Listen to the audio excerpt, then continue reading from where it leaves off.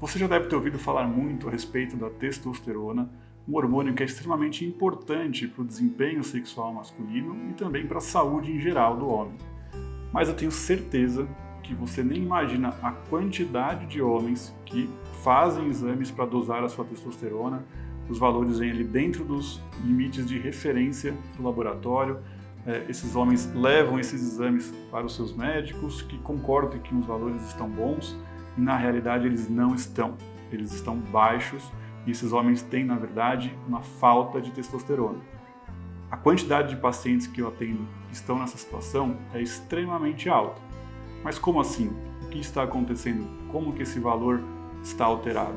Ficou interessado? Então continue assistindo.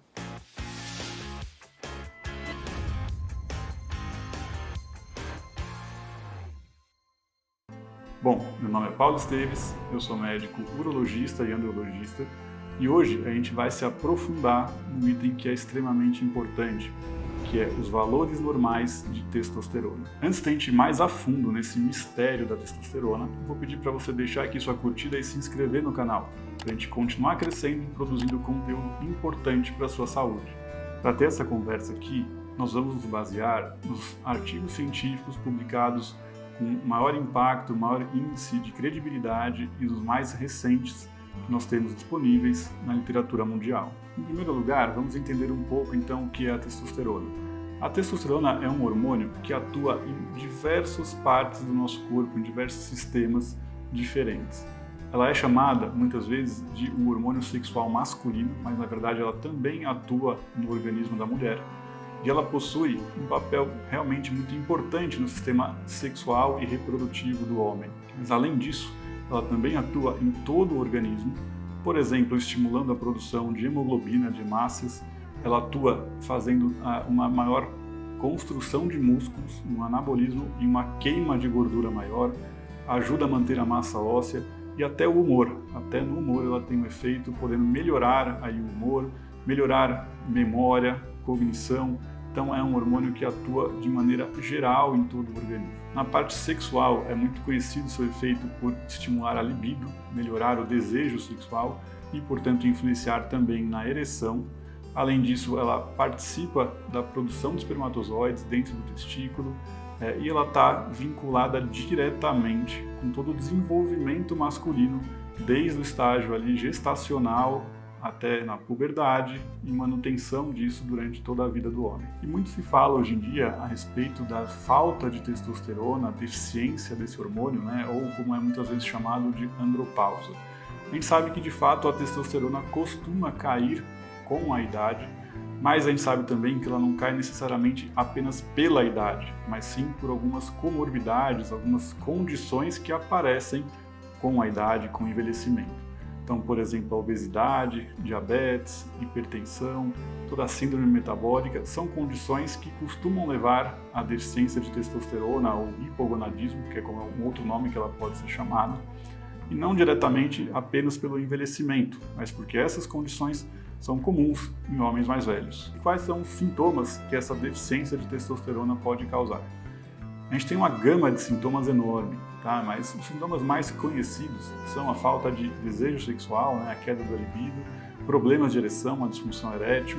Além disso, o homem pode apresentar irritabilidade, problemas no sono, ganho de gordura corporal, perda de massa muscular, até perda de pelos corporais, entre outros sintomas menos específicos, como cansaço, falta de energia, falta de motivação. Ao detectar algum desses sintomas, é muito importante que você consulte o seu médico e faça exames para verificar como estão os seus níveis de testosterona. Infelizmente, o que a gente tem visto aqui no Brasil é que a maioria, se não todos os laboratórios, utilizam tabelas com valores de referência extremamente desatualizados, tá? E que não são mais condizentes com o que se utiliza nos artigos científicos mais atuais e nem mesmo nos guidelines, os grandes guias das maiores sociedades médicas, como, por exemplo, associações de medicina sexual, de urologia ou de endocrinologia. Essas sociedades utilizam valores bastante diferentes do que a gente vê em todos os laboratórios aqui no Brasil.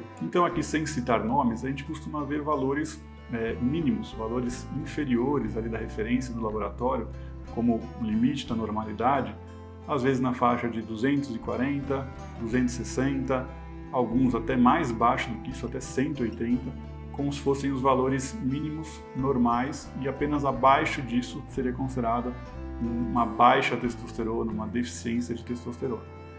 Já as sociedades médicas que eu falei costumam adotar valores bastante mais altos. Por exemplo, a maioria, o mínimo que a gente encontra é na faixa de 300, e eu só estou falando sempre na unidade de nanogramas por decilitro, que é a mais utilizada.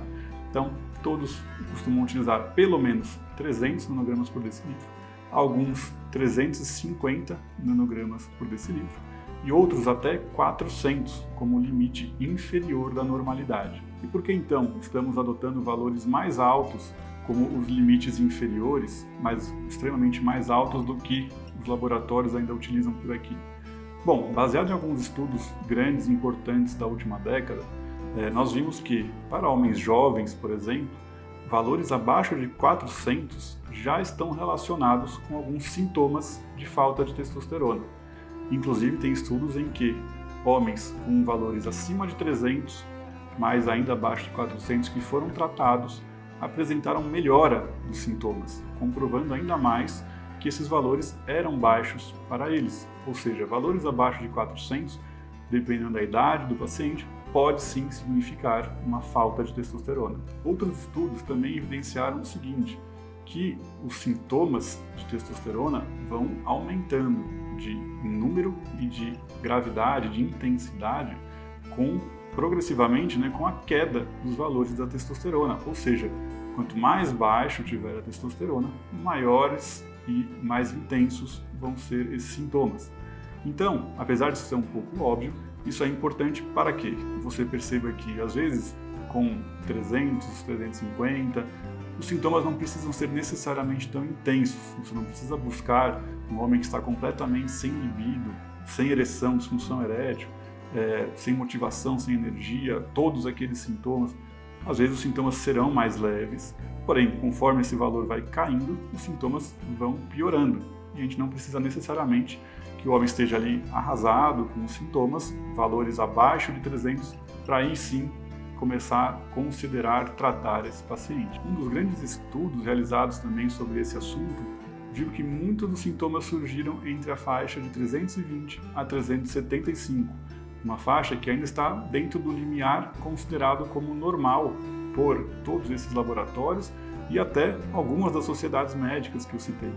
Então, a interpretação correta do valor limítrofe da testosterona, do valor inferior limítrofe, é extremamente importante, tem que ser levado em consideração a idade do paciente e diversos outros fatores, e tem que ser valorizados os sintomas que ele refere. Um outro estudo mais recente, agora de 2022, que se propôs a identificar quais seriam os valores limítrofes para homens mais jovens, então a repensar esse limite inferior de 300, que seria utilizado para todos os homens.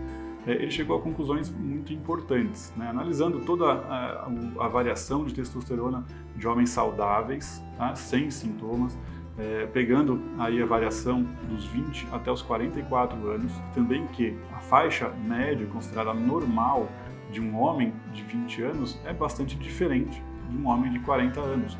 Isso é muito importante para identificar quem são aqueles homens que devem ser tratados ou diagnosticados com uma falta de testosterona, então tratados, e quais são os valores limítrofes para cada idade. Essa descoberta, então, é crucial para que os homens possam ser tratados de maneira correta, individualizada pelos seus médicos, para cada situação de suspeita de deficiência, de falta de testosterona.